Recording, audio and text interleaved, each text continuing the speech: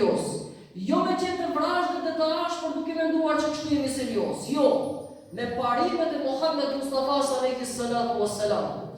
Por arsyeta se kur e merr detyrën besimtari, ai e kryen në formën më të mirë, është i përkushtuar ndaj saj.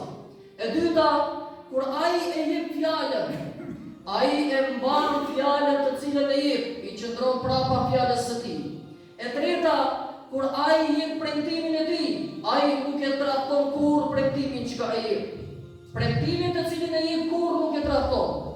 E katërta, amaneti që ka ai pranon mbi supët e tia, ai mundohet deri në maksimum ta çojë në vend atë.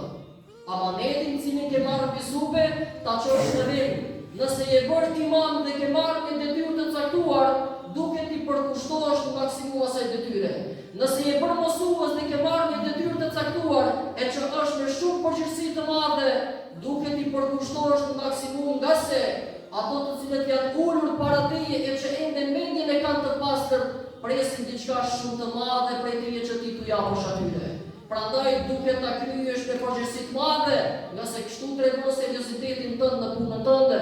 Nëse ke marrë një post të caktuar publik, t'ja japësh hakun dhe ta çosh këtë emanet në vend në mënyrë që të dëshmosh seriozitetin tënd, nga se vetëm duke qenë serioz në gjitha sferat, prej të puna më e vogël deri tek puna më e madhe, serioziteti e bën ndryshimin brenda shoqërisë.